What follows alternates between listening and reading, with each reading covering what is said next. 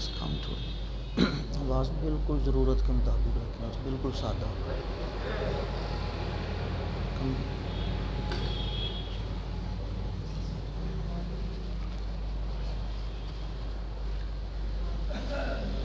نحمدہ ونصلی ونسلم علی سیدنا و مولانا محمد رسولہ النبی الامین المکین الحنین الکریم الرؤوف الرحیم، اما بعد، بسم اللہ الرحمن الرحیم۔ قال اللہ تبارک و تعالی فی کلام المجید: ان الذین قالوا ربنا اللہ ثم استقاموا تتنزل علیہم الملائکہ۔ صدق اللہ مولانا العظیم۔ معزز سامعین و حاضرین، اللہ جل مجدہ کی توفیق خاص سے حضور علیہ الصلوۃ والسلام کے نالین اقدس کے تصدق سے ہم آج کی نشست جمعہ میں حاضر ہیں۔ اللہ رب العزت ہماری حاضری قبول فرمائے، ہم سب کے لیے نشست جمعہ کو بخشش اور نجات کا ذریعہ بنائے، ہمیں ایمان میں استقامت اور قوت نصیب فرمائے، اعمال صالحہ میں برکت و کثرت عطا فرمائے۔ گزشتہ نشست جمعہ میں کرامات کے اس بات پر صحابہ کرام علیہم الرضوان، ان کی کرامات کتب احادیث سے آپ احباب کی خدمت میں پیش کی تھیں، اور یہ غالباً ہماری 5ویں یا 6ٹھی نشست ہے۔ کرامات کے اس بات پر ہم اس پہ گفتگو کرتے آئے ہیں قرآن مجید سے اور دیگر ذرائع سے۔ گزشتہ نشست میں احادیث مبارکہ سے صحابہ کرام کی کرامات کا بیان کیا تھا، جن میں سیدنا ابو بکر صدیق رضی اللہ تعالیٰ عنہ، سیدنا فاروق اعظم رضی اللہ تعالیٰ عنہ، سیدنا عثمان غنی رضی اللہ تعالیٰ عنہ، اور سیدنا مولا مرتضیٰ علی المرتضیٰ کرم اللہ وجہہ الکریم، آپ کی کرامات کا بیان ہماری نشست جمعہ میں ہوا تھا۔ اسی تسلسل کو، اسی بات کو آگے برقرار رکھتے ہوئے اسی بات کو شروع کرتا ہوں، اور مقصد اس کا صرف یہ ہے کہ ہمارے ہاں نادانی کی وجہ سے، سطحی علم کی وجہ سے، علم سطحی ہوتا ہے، کتب کا مطالعہ نہیں ہوتا، شغف نہیں ہوتا، اور ہم ہر چیز کا انکار کرتے چلے جاتے ہیں۔ اس وجہ سے یہ چیزیں آپ احباب کی خدمت میں پیش کر رہا ہوں، اور یہ صحابہ کرام کی کرامات، تاکہ ہمیں پتہ چلے قرآن مجید میں بھی کرامات کا تصور آیا ہے، اور بعض کرامتیں قرآن مجید نے بیان کی ہیں، ہم اس پہ گفتگو کر آئے ہیں۔ کوئی اکا دکا نہیں، بعض کرامات قرآن مجید ان کا بیان کرتا ہے۔ پھر صحابہ کرام کی احادیث میں اور کتب احادیث میں، اور بالخصوص سیاستہ میں، گزشتہ نشست میں بھی میں نے عرض کیا، آج بھی آپ احباب کی خدمت میں پیش کرتا ہوں، اور اس کو نہ صرف اہل سنت نے بلکہ دیگر مکاتب فکر کے علماء، ان کے بانیان، انہوں نے بھی کرامات کے اس بات کو مانا ہے، اقرار کیا ہے، اور آگے بیان کرتے ہیں۔ پھر اسی طرح جب یہ چیز قرآن مجید میں موجود ہے، احادیث مبارکہ میں موجود ہے، اس کے برعکس اگر آج کوئی شخص اس کا انکار کرتا ہے تو سمجھ جائیں وہ فتنے پہ کام کر رہا ہے، وہ ایک فتنہ ہے۔ جو سطحی علم، اس کا سطحی علم وہ جہالت بن جاتا ہے جب وہ ہر چیز کا انکار کرتا ہے اور ایک ہی کھاتے میں ڈالتا چلا جاتا ہے، اور معاذ اللہ اس کو لغویات میں، جسے قرآن مجید ثابت کرے، جسے سنت ثابت کر رہی ہو، صحابہ کرام کے اقوال ثابت کر رہے ہوں، اسے لغویات کے کھاتے میں ڈالنا، وہ سطحی علم جہالت بن جاتا ہے۔ ایسے لوگوں کی اصلاح کے لیے یہ مضمون ہے کہ آپ کتب احادیث کو دیکھیں، وہ کرامات کا صحابہ کرام کی کیسے بیان کر رہی ہیں، اور اپنے لوگوں کی پختگی کے لیے یہ چیزیں، یہ پوری سیریز اس پہ زور دے رہا ہوں تاکہ ہمارا عقیدہ پختہ ہو سکے، ہم اپنے عقیدے کی مزید اصلاح کر سکیں، اس میں مزید نکھار آ سکے، اور کوئی تشکیک اگر کسی معاملے میں ہے تو وہ رفع ہو جائے۔ اس پہ ایک بات، کیونکہ یہ آپ کے ذریعے سے یہ بات کسی تک جائے تو وہ بھی آگے یہ پیغام دیں، ویڈیو کے ذریعے بھی سوشل میڈیا پہ پیغام جائے گا۔ گزشتہ جمعہ بھی وہ یوٹیوب پہ موجود ہے، آج کا جمعہ بھی یہ سوشل میڈیا کے ذریعے سے جائے گا۔ جو بھی یہ بات سن رہا ہے، آپ اولیاء کو نہیں مانتے، مزارات پہ نہیں جاتے، کرامات کو نہیں مانتے، آپ نہ مانیں، کرامات کو نہ مانیں، اولیاء کے مزارات پہ نہ جائیں، مگر کم از کم قرآن مجید کا حیا کرتے ہوئے، سنت کا حیا کرتے ہوئے اولیاء کا مذاق بھی نہ اڑائیں، کرامات کا مذاق بھی نہ اڑائیں۔ آپ لاکھ بار نہ جائیں مزارات پہ، اولیاء سے تعلق نہ رکھیں، نہ مانیں، مگر ہمارے ہاں بدقسمتی سے اخلاق سے اتنا گر گئے ہیں، کرامات کا مذاق اڑایا جاتا ہے، اولیاء کا مذاق اڑایا جاتا ہے، تصوف اور اصلاحات تصوف کا انکار کر کے ایک مذاق کی کیفیت بنا دی جاتی ہے۔ اس لیے اگر ہم کرامات کا مذاق اڑائیں گے، اولیاء کا مذاق اڑائیں گے، اللہ حدیث قدسی میں ایسے لوگوں کے خلاف اعلان جنگ کرتا ہے۔ بخاری شریف کی حدیث معروف آپ نے سنی ہوئی ہے، اللہ کا اعلان جنگ ہے۔ بعض لوگ یہ سمجھتے ہیں میں تو اولیاء کے خلاف بولتا ہوں، مذاق اڑاتا ہوں، مجھے تو آج تک کچھ نہیں ہوا، میرا تو کوئی نقصان نہیں ہوا، اللہ کا اعلان جنگ کہاں گیا؟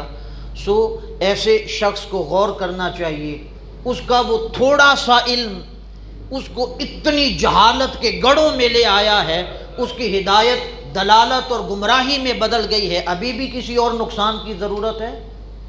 گمراہی کے گڑھوں میں جا گرا ہے، اللہ نے ہدایت کا نور چھین لیا ہے، شعور چھین لیا ہے، اسے سمجھ نہیں کہ میں کیا کر رہا ہوں، کس راستے پہ جا رہا ہوں۔ اس سے بڑھ کے ایمان نہ رہے، عقیدہ صحیحہ نہ رہے، اس سے بڑھ کے کسی اور نقصان کی بھی انسان کو حاجت ہونی چاہیے، وہ انتظار کرے کہ اور کوئی نقصان تو میرا ہوا نہیں۔ اس لیے میرا یہ ایک مشورہ ہے، یہ پیغام پہنچائیں، آپ لاکھ بار اولیاء کے مزارات پہ نہ جائیں، نہ مانیں، اولیاء کو تعلق نہ رکھیں، کرامات کو نہ مانیں، مگر کم از کم ان چیزوں کا مذاق بھی نہ اڑائیں، جسے قرآن مجید ثابت کر رہا ہے، سنت ثابت کر رہی ہے۔ یہ دوسروں کے لیے کہہ رہا ہوں، آپ کی پختگی کے لیے۔ گزشتہ جمعہ بھی تھا اور آج بھی ہم اسی مقام سے گفتگو کو کتب احادیث سے شروع کرتے ہیں۔ اس کے لیے یہ حدیث صحیح بخاری شریف سے آپ احباب کی خدمت میں پیش کرتا ہوں، اور امام مسلم اسے صحیح مسلم میں بھی لائے ہیں۔ بخاری اور مسلم کی متفق علیہ حدیث ہے۔ سعید بن زید بن عمر بن نفیل رضی اللہ تعالیٰ عنہ وہ روایت کرتے ہیں کہ زمین کا کوئی حصہ تھا، ایک خاتون ان کے محلے کی رہنے والی، ان کے ساتھ جھگڑا ہو گیا۔ سعید بن زید رضی اللہ تعالیٰ عنہ صحابی آقا علیہ السلام کی، وہ عورت جھگڑنے لگی زمین کے معاملے میں آپ کے ساتھ۔ اس پہ جب جھگڑا طول پکڑ گیا اور قریب تھا کہ معاملہ وہ زیادہ خراب ہوتا اور دائیں بائیں نکلتا، تو سعید بن زید نے اپنے لوگوں سے کہا کہ جھگڑا نہ کرو اس خاتون سے، جتنی بات ہو چکی، زبان اپنی بند کر لو اور یہ ساری زمین اس خاتون کے حوالے کر لو، کہ اسے دے دو، اس سے آگے جھگڑا نہ کرو۔ امام بخاری اسے صحیح بخاری کتاب بادہ الخلق میں لائے ہیں۔ وہ زمین دے دی اور ساتھ ہاتھ اٹھا کے دعا کی، عرض کیا باری تعالیٰ اگر تو اس کی تھی تو یہ حق اس کے پاس پہنچ گیا، اور تو جانتا ہے کہ یہ ہے کس کی، اور ساتھ یہ کہا مولا اگر یہ زمین اس کی نہیں تھی اور یہ ہمارا حق کھا رہی ہے تو اس پہ عرض کیا باری تعالیٰ پھر اس خاتون کو نبینا کر دیں، یہ نبینا ہو جائے اور اسی گھر میں یہ مرے اور اسی جگہ پہ اس کی قبر بنے، یہ گھر نہ رہے، یہ یہاں پہ قبریں بنے لوگوں کی اور اس کی قبر بھی یہاں پہ بنے۔ یہ دعا کر دی سیدنا سعید بن زید رضی اللہ تعالیٰ عنہ۔ اب اس پہ راوی کہتے ہیں ہم نے دیکھا اپنی آنکھوں سے، کچھ عرصے کے بعد وہ عورت نابینا ہو گئی، اس کی آنکھوں کی بینائی چلی گئی، وہ ہاتھوں کے ساتھ ٹٹولتی تھی چیزوں کو، اس کے ذریعے محسوس کرتی تھی اور کہیں پہ آتی جاتی تھی، وہ دیکھ نہیں سکتی تھی۔ اور کہتے ہیں ایک دن، یہ بخاری شریف کے الفاظ آپ کو سنا رہا ہوں، کہتے ہیں ایک دن یوں ہوا، اس کے گھر میں جو کنواں تھا پانی کا، اس کنویں کے قریب سے گزر رہی تھی، اس کا پاؤں پھسلا اور اس کنویں میں گر کے مر گئی، اور اسی کنویں میں اس کی قبر بنا دی گئی، اسی گھر میں۔ تو یہ اس کو علامہ عینی نے اس کی شرح میں کہتے ہیں یہ آقا علیہ السلام کے صحابی کی کرامت تھی، انہوں نے ہاتھ اٹھا کے دعا کی تھی اور کہا تھا مولا اسے اگر اس کا حق نہیں تو نابینا کر دے، اور اسی گھر میں اس کی قبر بنے، وہ نابینا بھی ہوئی، اسی گھر میں اس کی قبر بھی بنی۔ اور اس کو ائمہ احادیث کے وہ اس کو صحابی کی کرامت کہہ کے بیان کر رہے ہیں۔ یہ آقا علیہ الصلوۃ والسلام کے صحابی حضرت سعید بن زید رضی اللہ تعالیٰ عنہ کی کرامت تھی۔ اب اس کے بعد ایک اور حدیث بڑی خاص، اس سے بعض عقدے ہمارے اور بھی حل ہوں گے، کرامت کے ساتھ ساتھ بعض اور چیزیں اور عقدے وہ بھی ہمارے حل ہوں گے۔ حضرت خبیب رضی اللہ تعالیٰ عنہ، انہوں نے غزوہ بدر میں کفار کے سرداروں میں تھے ایک حارث، اسے قتل کیا غزوہ بدر میں۔ اب بعد ازاں ان کے ورثاء نے، حارث کے خاندان والوں نے حضرت خبیب رضی اللہ تعالیٰ عنہ کو قیدی بنا لیا اور قیدی بنا کے لے گئے اپنے قبیلے میں۔ ایک دن آپ نے اس حارث کی بیٹی سے استرا مانگا کسی ضرورت کے تحت، اسے کہا کوئی استرا وغیرہ ہے، ضرورت تھی تو منگوایا، اس نے دیا۔ اس کا بچہ تھا ایک چھوٹا، وہ کھیل رہا تھا قریب، وہ کھیلتے کھیلتے حضرت خبیب کے پاس جا پہنچا۔ اور یہ حدیث بھی اسے امام بخاری نے صحیح بخاری کتاب المغازی میں روایت کیا ہے، پھر اسی حدیث کو کتاب مواقیت الصلاۃ میں امام بخاری پھر لائے ہیں، اور اس کو امام احمد بن حنبل نے مسند احمد میں روایت کیا ہے۔ وہ بچہ کھیلتے ہوئے آ گیا حضرت خبیب کے پاس، آپ نے اسے پکڑا، عورت اس سے غافل ہو گئی، اس کی ماں اسے اپنی ران پہ بٹھا لی اور پیار کرنے لگی۔ اس خاتون نے دیکھا کہ میرا بیٹا دشمن کے پاس جا پہنچا ہے، اس کے ہاتھ میں استرا بھی ہے۔ اب وہ پریشان ہوئی، اس کے چہرے کا رنگ اڑا، حضرت خبیب نے اس کی پریشانی کو محسوس کر لیا، اس سے فرمانے لگے کیا تو یہ سوچ رہی ہے کہ میں تیرے بچے کو نقصان پہنچاؤں گا؟ تو فرمایا پھر یہ سن لے، میں ہرگز تیرے بچے کو نقصان نہیں پہنچاؤں گا، یہ جیسے آیا ہے اسی طرح سلامتی کے ساتھ تیرے پاس پہنچ جائے گا، میں اس کے ساتھ کوئی برا سلوک نہیں کروں گا۔ اس کے بعد اس خاتون کے جو الفاظ ہیں جسے امام بخاری نے کوٹ کیا ہے، یہ صحیح بخاری آپ کے سامنے رکھ رہا ہوں۔ امام بخاری کہتے ہیں اس خاتون نے آگے سے کہا، اس نے کہا آپ جیسا نیک اور اچھا قیدی میں نے اپنی زندگی میں نہیں دیکھا، یعنی قیدی آتے رہتے ہیں، ہمارے جنگجو قیدی بنا کے لاتے رہتے ہیں، آپ جیسا نیک اور اچھا قیدی میں نے نہیں دیکھا۔ اور وہ خاتون کہنے لگی، اس نے کہا میں نے، امام بخاری یہ الفاظ لائے ہیں، اس خاتون نے کہا میں نے حضرت خبیب کے ہاتھ میں ایک دن دیکھا وہ انگور کے خوشہ کھا رہے تھے۔ اب انگور کا خوشہ کھانا یہ کوئی عجیب بات نہیں ہے، کہتی ہیں انگور کا خوشہ کھا رہے تھے، مگر اگلے جملے امام بخاری کے توجہ طلب ہیں۔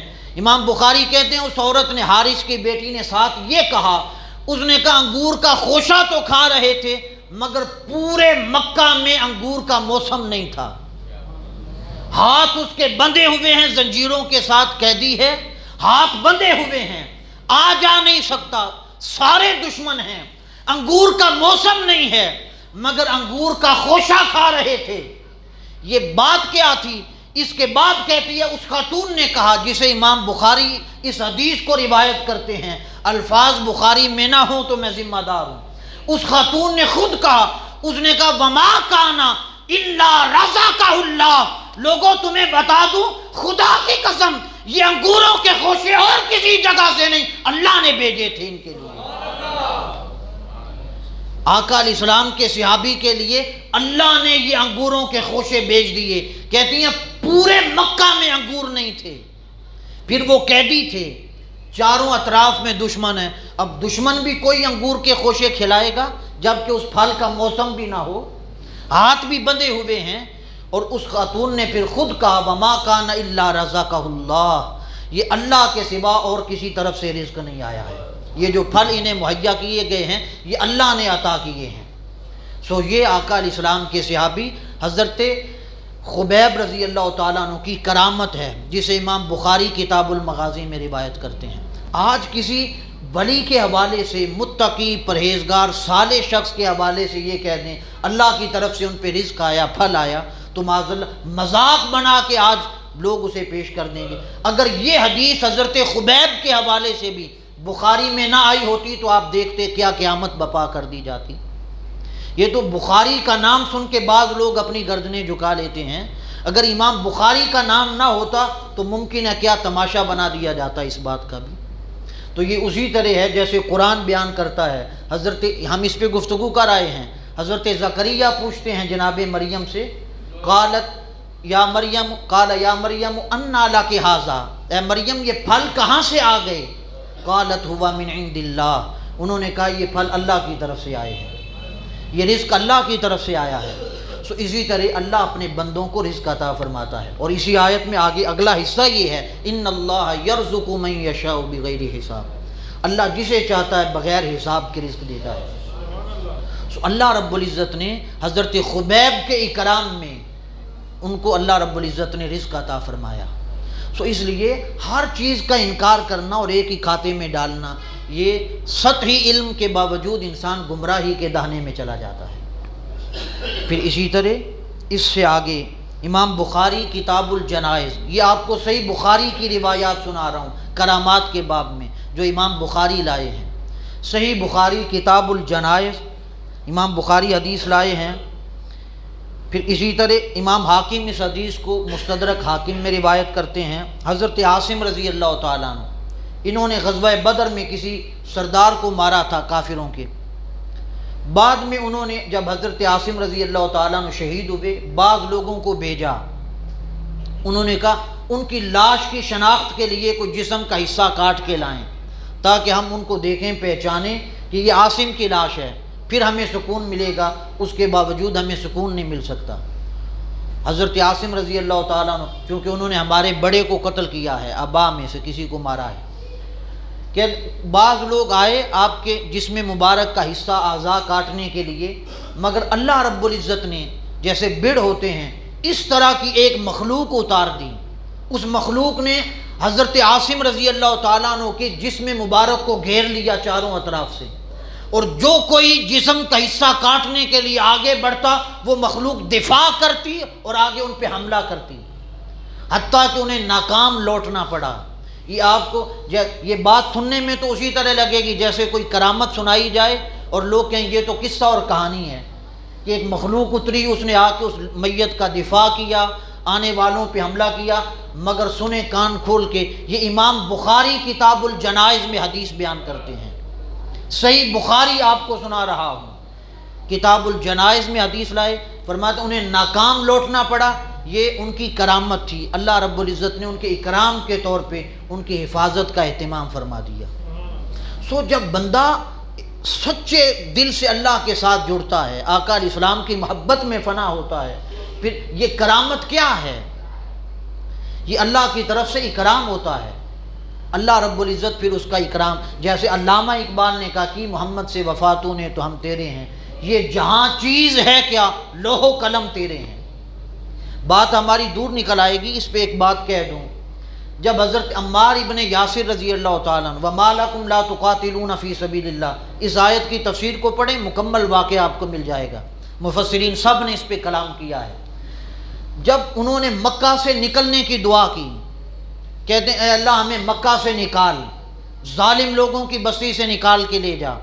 آج بعض لوگ کہتے ہیں کہ تم عرب والوں کو برا کیوں کہتے ہو, بری حرکات کو, بری عادات کو برا کہا جاتا ہے. حضرت عمار ابن یاسر رضی اللہ تعالیٰ عنہ اہل مکہ کو ظالم کہہ رہے ہیں, اور قرآن اسے بیان کرتا ہے. کہتے ہیں اے اللہ اس ظالم شہر سے, ظالم لوگوں سے یہاں سے مجھے نکال کے لے جا.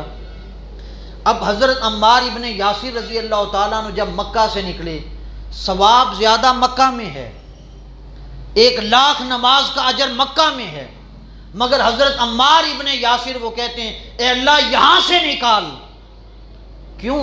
ثواب کی کثرت تو ادھر ہے۔ وہ کہتے ہیں ثواب کی کثرت، ثواب کی ضرورت انہیں ہو جو ثواب والے ہیں، ہمیں ثواب کی نہیں یار کی ضرورت ہے، جدھر یار جائے گا ہم بھی ادھر جائیں گے۔ وہ کسی نے کیا خوب کہا، گناہگاراں نو ڈر دوزخ دا، نیکوکاراں نو چاہ جنت دا، جیڑا زلفاں تیریاں دا قیدی ہے او جنت دوزخ کی جانے۔ تو جسے محبت ہو جاتی ہے اس کے لیے جنت اور دوزخ نہیں رہتی، وہ پھر یار کی زلفوں کا اسیر ہوتا ہے۔ تو دعا کرتے ہیں اللہ اس شہر سے نکال کے لے جا۔ جب جانے لگے کافروں نے پکڑ لیا، حضرت عمار ابن یاسر رضی اللہ تعالیٰ عنہ ظلم کیا جاتا ہے، حتیٰ کہ ہوا ان کے والد کے ساتھ جو سلوک کیا گیا حضرت یاسر کے ساتھ، ان کو پکڑ کے پہلے گرم ریت پہ لٹایا جاتا، پتھروں پہ لٹایا جاتا، پھر ان کے جسم کے بدن پہ آگ لگا دی۔ آگ لگی ہوئی ہے، آقا علیہ الصلوۃ والسلام قریب سے گزرے، حضور علیہ السلام نے دیکھا، ہاتھ اٹھائے، عرض کیا باری تعالیٰ جیسے ابراہیم پہ آگ کو گلزار بنایا تھا اس پہ بھی بنا دے، اس پہ بھی آگ کو ٹھنڈا، مگر اس پہ کر۔ اب آگ لگا کے دشمن پیچھے کھڑے ہو کے دیکھتے ہیں کہ یہ جلتا نہیں پھر بھی مسکرا رہا ہے۔ انہوں نے کہا آگے بڑھ کے دیکھیں تو صحیح، آگ اثر بھی کرتی ہے یا نہیں، آگ کے اندر جلانے کی صلاحیت بھی ہے یا نہیں۔ جو ہاتھ لگاتا ہے اس کا ہاتھ جلتا ہے، جسے لگائی ہے وہ نہیں جلتا، جس کو لگی ہے وہ نہیں جلتا۔ بنے تو انہی عناصر اربع سے ہیں جن سے یہ سارے کافر بنے تھے، یہ بھی انہی سے بنے ہیں، مگر وہ جلتے ہیں ہاتھ لگائیں، جس کو لگائی ہے وہ نہیں جلتا۔ بات کیا ہے؟ علامہ کی روح تڑپ کے یہی کہتی ہے کہ محمد سے وفا تو نے تو ہم تیرے ہیں، یہ جہاں چیز ہے کیا سب لوح و قلم تیرے ہیں۔ نعرہ تکبیر، نعرہ رسالت، نعرہ رسالت، نعرہ تحقیق، شان صحابہ۔ اب آ جائیں، امام ترمذی اس حدیث کو بیان کرتے ہیں کتاب المناقب میں۔ امام ترمذی سنن ترمذی کتاب المناقب باب قائم کرتے ہیں، اس میں کتاب المناقب میں مناقب حسن و حسین حسنین کریمین علیہم السلام، آپ کے مناقب لائے ہیں سنن ترمذی میں۔ اس میں حدیث بیان کرتے ہیں، عمارہ بن عمیر کہتے ہیں کہ جب دمشق کی جامع مسجد میں قاتلین حسین کے سر پڑے ہوئے تھے، ان کے سر یوں قطار میں رکھ دیے گئے اور اسی جگہ تشت پہ لا کے جہاں پہ امام علی مقام کا سر انور رکھا گیا تھا، ابن زیاد کا سر بھی رکھ دیا۔ اچانک عمارہ بن عمیر کہتے ہیں اچانک ہم نے سنا ایک طرف سے آوازیں آنے لگی، لوگوں وہ آ گیا وہ آ گیا۔ یہ آوازیں سنی تو لوگ متوجہ ہوئے کہ کون آ گیا، کہتے ہیں دیکھا تو ایک بڑا سانپ تھا، ایک بڑا سانپ وہ آیا، ایک ایک سر کو سونگنے لگا، ایک کو سونگا سونگ کے آگے بڑھ گیا، دوسرے کو سونگا آگے بڑھ گیا، تیسرے کو سونگا آگے بڑھا۔ کہتے ہیں سونگتا سونگتا، یہ سنن ترمذی سنا رہا ہوں آپ کو، کہتے ہیں سونگ سونگ کے ایک ایک سر کو وہ آگے بڑھتا گیا، حتیٰ کہ ابن زیاد کا سر آیا، ابن زیاد کے سر کو سونگا، ناک کے نتھنے میں داخل ہوا، ایک میں داخل ہوا اس کے سر میں گھومتا رہا، دوسرے نتھنے سے نکلا، نکل کے چلا گیا۔ تھوڑی دیر گزری پھر آواز آئی وہ آ گیا وہ آ گیا، کہتے ہیں دیکھا پلٹ کے سانپ پھر آ گیا اور سیدھا ابن زیاد کی ناک میں گھسا، اسے کاٹتا تھا، ڈنگ مارتا تھا، اور اسی طرح اس نے 2 یا 3 بار یہ عمل کیا، پھر پلٹ کے چلا گیا۔ اب وہ سانپ آ کے اور لوگوں کو نقصان نہیں پہنچاتا، اور سر پڑے ہیں، اور کسی پہ حملہ نہیں کرتا، اور کسی سر کو نہیں کاٹتا، ہے وہ بھی دشمن، ابن زیاد کے سر کو کاٹتا ہے۔ معلوم یہ ہوتا ہے قبر میں جانے کے بعد بھی امام علی مقام کی تدفین ہو چکی ہے، جانے کے بعد بھی اللہ ان کے اکرام میں ان کی کرامتوں کو ظاہر فرماتا ہے۔ یہ آپ کی کرامت تھی، آپ کے مناقب میں تھا کہ آپ کا دشمن، آپ قبر میں بھی چلے گئے مگر آج بھی آپ کا دشمن ذلیل و خوار ہو رہا ہے۔ اور یہ اولیاء کی توہین کرنے والوں کے لیے بھی سبق ہے، صالحین کی، متقین کی، اہل اللہ کی توہین، جو ابتدا میں نے پیغام دیا، نہ مانیں مگر کم از کم توہین نہ کریں، مذاق نہ بڑھائیں۔ مذاق بنانے سے آپ اللہ کی دشمنی کو مول لیتے ہیں۔ سو اس لیے جو مذاق بناتا ہے ان قریب اللہ کی گرفت میں آئے گا۔ سو اللہ رب العزت نے اس کی گرفت فرمائی۔ یہ آقا علیہ السلام کے شہزادے کی کرامت تھی قبر اطہر میں جانے کے بعد بھی۔ پھر اسی طرح امام بخاری اس حدیث کو کتاب الجنائز میں لائے، امام حاکم اسے مستدرک میں لائے، امام بیہقی السنن الکبریٰ میں لائے۔ حضرت عبداللہ غزوہ احد کی رات اپنے بیٹے کو بلاتے ہیں، حضرت جابر بن عبداللہ وہ خود روایت کرتے ہیں، کہتے ہیں میرے والد نے مجھے بلایا احد کی رات، اور بلا کے مجھے کہا کہ بیٹے کل احد کا میدان لگے گا، سب سے پہلا شہید احد کا میں ہوں گا، احد میں سب سے پہلے شہادت میری ہوگی، اور میری شہادت کے بعد انہوں نے کہا اپنے بھائیوں کے ساتھ اچھا سلوک کرنا، بہنوں کے ساتھ اچھا سلوک کرنا، یہ میری وصیت ایسے یاد رکھنا۔ کہتے ہیں کل میدان لگا احد کا، امام بخاری کتاب الجنائز میں حدیث لا رہے ہیں، اور باب قائم کیا ہے کہ کسی وجہ سے قبر کو کھول کے میت کو نکالنا، کسی علت کی وجہ سے باب قائم کر کے اس میں حدیث لاتے ہیں۔ کہتے ہیں احد کا میدان لگا، پہلا شہید احد کے میدان میں جیسے رات باپ نے خبر دی تھی، میرا والد حضرت عبداللہ رضی اللہ تعالیٰ عنہ پہلے شہید ہوئے، سب سے پہلے ان کی شہادت واقع ہوئی۔ یہ بات تو اتنی ہو گئی۔ اب اگلی بات امام بخاری بیان کرتے ہیں، حضرت جابر بن عبداللہ رضی اللہ تعالیٰ عنہ کہتے ہیں کسی ایک صحابی کے ساتھ ایک ہی قبر میں دونوں کو دفن کر دیا گیا، مگر کہتے ہیں مجھے اطمینان نہ ہوا، میں نے کہا کہ میرے والد کی الگ سے قبر ہونی چاہیے۔ 6 ماہ کے بعد میں نے بعض لوگوں کو ساتھ لیا اور کہا کہ اپنے والد کو نکال کے دوسری جگہ پہ دفن کرنا ہے۔ یہ امام بخاری کی صحیح بخاری ہے۔ کہتے ہیں 6 ماہ گزر گئے، اس کے بعد میں آیا اپنے والد کی قبر کو کھولا، کہتے ہیں خدا کی قسم جیسے دفن کیا تھا اسی طرح ان کا جسم آج بھی تر و تازہ تھا، سارا جسم سلامت تھا، ماں سوائے ایک کان کے، وہ کان جو دوران جنگ زخمی ہو گیا تھا وہ اسی طرح تھا، باقی جسم بھی اسی طرح رہا جیسے پہلے دن قبر میں اتارا ہے۔ آج معاذ اللہ لوگ سمجھتے ہیں نبی بھی مر کے مٹی میں مل گئے۔ گمراہی دیکھیں، جب رب دین لیتا ہے تو کس قدر لوگ گمراہ ہو جاتے ہیں۔ یہ کہنے والوں کہ معاذ اللہ نبی بھی مر کے مٹی ہو گئے، نبی کی محبت اور نبی کا عشق جس سینے میں آ جائے زمین اسے پہچانتی ہے، مصطفیٰ کا غلام ہے، اسے بھی نقصان نہیں پہنچا۔ 6 ماہ کے بعد کہتے ہیں قبر کھولی تو جسم اسی طرح تر و تازہ تھا۔ یہ کون کہہ رہا ہے؟ امام بخاری کہہ رہے ہیں، صحیح بخاری کتاب الجنائز میں۔ کہتے ہیں 6 ماہ گزر گئے مگر جسم ان کا سلامت تھا۔ زمین میلی نہیں ہوتی، زمن میلا نہیں ہوتا، محمد کے غلاموں کا کفن میلا نہیں ہوتا۔ جس میں عطر تو دور، کفن بھی ان کا میلا نہیں ہوا کرتا۔ سو اس لیے یہ آقا علیہ السلام کے صحابی کی کرامت تھی۔ 6 ماہ گزرنے کے بعد بھی، یہ تو 6 ماہ کے بعد انہوں نے قبر کھولی، میرا وجدان کہتا ہے 6 کروڑ سال بھی گزر جائیں تب بھی قبر کھلے گی تو ان کا کفن بھی چمک رہا ہوگا۔ سو یہ اللہ رب العزت آقا علیہ السلام کے اصحاب کو، محبین کو یہ کرامات عطا فرماتا ہے۔ امام ترمذی سنن ترمذی میں حدیث لائے، میں اختتام کی طرف آؤں، وقت ہمارا ہو چکا ہے۔ کتاب فضائل القرآن میں امام ترمذی حدیث لائے، امام بیہقی شعب الایمان میں لائے، امام منذری الترغیب والترہیب میں حدیث لائے۔ عبداللہ ابن عباس رضی اللہ تعالیٰ عنہ کہتے ہیں ایک شخص ایک جگہ پہ خیمہ لگا کے بیٹھا، اسے معلوم نہیں تھا کہ یہ قبر ہے یہاں پہ، اس نے خیمہ لگایا، تھوڑی دیر کے بعد اسے آواز آئی، اس نے غور کیا تو کوئی شخص زمین کے اندر سے سورہ ملک شریف پڑھ رہا تھا۔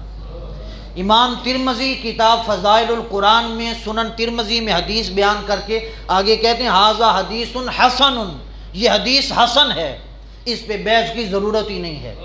کہتے ہیں زمین کے اندر سے آواز آئی، وہ شخص سنتا رہا حتیٰ کہ پوری سورہ ملک شریف کسی نے پڑھی اور وہ سنتا رہا زمین کے اوپر بیٹھ کے صحابی۔ عبداللہ ابن عباس رضی اللہ تعالیٰ عنہ کہتے ہیں وہ شخص اٹھا آقا علیہ السلام کے پاس آ گیا۔ اب حضور علیہ السلام کو آ کے اس نے ساری بات سنائی کہ حضور مجھے معلوم نہیں تھا کہ وہاں پہ قبر ہے، میں نے خیمہ لگایا، زمین کے اندر سے آواز آنے لگی سورہ ملک کی، میں سنتا رہا، کوئی اندر سے پڑھتا رہا حتیٰ کہ ساری سورہ ملک شریف کی تلاوت کر لی۔ یہ سنا تو آقا علیہ السلام نے آگے سے یہ نہیں کہا کہ یہ تیرا وہم ہوگا، یہ نہیں کہا کہ وہم تھا، انکار نہیں کیا، کوئی اور کسی طرف اشارہ نہیں کیا، بلکہ جواب سنیں۔ آقا علیہ السلام نے فرمایا سورہ ملک کی شان یہ ہے، یہ عذاب قبر کو روکتی ہے، قبر کے عذاب سے منع کرتی ہے، روکتی ہے، عذاب قبر قریب نہیں آنے دیتی۔ یہ سورہ ملک کی شان ہے، گویا اسے ثابت کیا آقا علیہ السلام نے، فضیلت بھی بیان فرما دی، حدیث مکمل ہو گئی۔ حدیث ہمیں کیا بتاتی ہے؟ ایک تو اس کا معنی یہ ہو سکتا ہے وہ شخص زندگی میں سورہ ملک سے بڑی محبت کرتا ہوگا، مرنے کے بعد بھی قبر میں جا کے بھی اس کی تلاوت کر رہا ہے، ایک بات۔ دوسری بات یہ، زمین کے اندر سے پڑھنے والا پڑھ رہا ہے قبر میں بیٹھ کے، اور زمین کے اوپر سن رہا ہے، یہ کہنے والے کہ مرنے کے بعد کچھ نہیں ہوتا، مر کے مٹی ہو گئے، جسم گل گیا، ہڈیاں گل گئی۔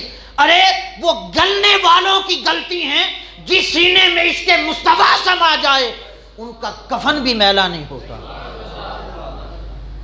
وہ مجھے ٹھیک طرح سے یاد نہیں پڑتا، پیر نصیر الدین نصیر شاہ صاحب کا شعر ہے، عشق نبی دل سے مٹایا نہ جائے گا، اس طرح کا۔ آگے جا کے وہ کہتے ہیں دوزخ میں تو کیا میرا سایہ بھی نہ جائے گا، کیوں؟ کہتے ہیں کیونکہ رسول پاک سے دیکھا نہ جائے گا۔ جس دل میں آقا علیہ السلام کی محبت اور عشق ہو، وہ قبر تو کیا دوزخ کی آگ بھی اسے نہیں جلا سکتی۔ قبر میں اتنی بات، یہ اگر حدیث کی کتاب ہمیں سنن ترمذی بتا رہی ہے، امام بیہقی کی سنن الکبریٰ بتا رہی ہے، محدثین اسے بیان کر رہے ہیں، اور سیاستہ میں امام ترمذی اگر بیان کر کے اس کو حدیث حسن کہیں، بحث کی، تکرار کی، جھگڑے کی ضرورت نہیں رہتی۔ وہ قبر میں اگر پڑھ رہا ہے تو موجود ہے تو پڑھ رہا ہے، وہ اٹھ کے بیٹھا ہے تو پڑھ رہا ہے، سلامت ہے تو پڑھ رہا ہے، اسے شعور ہے، سمجھ بوجھ ہے تو پڑھ رہا ہے۔ اور اگر سننے والوں کے کانوں میں صلاحیت ہو تو وہ قبر والے کی آواز کو سن بھی لیتا ہے۔ صحابی نے سنا ہے، امام ترمذی بیان کرتے ہیں، میں نے وثوق کے ساتھ آپ کو کہا اور چیلنج کے ساتھ کہتا ہوں، کوئی حدیث کی شرح میں یہ لے آئے، شرح میں بھی حدیث کا متن تو دور، وہ تو میں نے حدیث پڑھ دی، کوئی شرح میں لے آئے، کسی شارح نے لکھا ہو کہ حضور نے کہا تھا یہ تیرا وہم ہے، وہ کہتا ہے حضور اس نے پڑھی، میں نے سنی، اپنے کانوں سے سنی، وہ پڑھ رہا تھا، آقا علیہ السلام نے اس کی صداقت کا اظہار بھی کیا اور سورہ ملک کی آگے فضیلت بھی بیان فرما دی۔ قبر میں جانے کے بعد بھی اہل اللہ زندہ بھی ہوتے ہیں، وہ پڑھتے بھی ہیں، وہ سنتے بھی ہیں، شعور بھی رکھتے ہیں، فہم بھی رکھتے ہیں۔ یہ کہنا کہ پتھر کے پاس گئے ہو تمہارے پتھر ہوں گے، ہمارا تو داتا گنج بخش آج بھی زندہ ہے، اور یہ حدیثیں کہہ رہی ہیں، یہ حدیثیں کہتی ہیں۔ اور اگر تم اپنے راستوں پہ نکلو گے تو میں نے پچھلے جمعہ پہ اس پہ گفتگو کی تھی، تمہارے بڑے امام بھی اس کی طرف نکلیں گے۔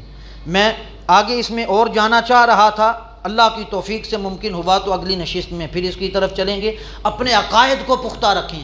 علامہ شوکانی، جسے ہمارے یار لوگ اپنا امام مانتے ہیں، بانی، علامہ شوکانی تحفۃ الذاکرین میں لکھتے ہیں، وہ کہتے ہیں میں یقین نہیں رکھتا تھا کہ اولیاء مدد کرتے ہیں، جو قبروں میں چلے گئے وہ مدد کرتے ہیں۔ حدیث ہے صحیح مسلم کی، آقا علیہ الصلوۃ والسلام نے فرمایا جب کسی مشکل میں پھنس جاؤ تو یوں کہا کرو یا رجال الغیب اعینونی، اے غیب کے مردوں میری مدد کرو۔ کہتے ہیں حدیث پڑھی تھی لیکن میں کہتا تھا یہ کیسے کوئی آ کے مدد کر سکتا ہے، یقین نہیں تھا اس بات پہ۔ علامہ شوکانی، اور یہ میں نے آپ کو کہا یار لوگوں کے سامنے نام لیں، بانی ہے یار لوگوں کا۔ علامہ شوکانی کہتے ہیں تحفۃ الذاکرین میں، ایک دن میں سفر پہ جا رہا تھا، جنگل میں گزرا، گدھے پہ سامان تھا میرا، گدھا بھاگ گیا، ڈرا کسی چیز سے وہ بھاگا، سامان میرا گرا۔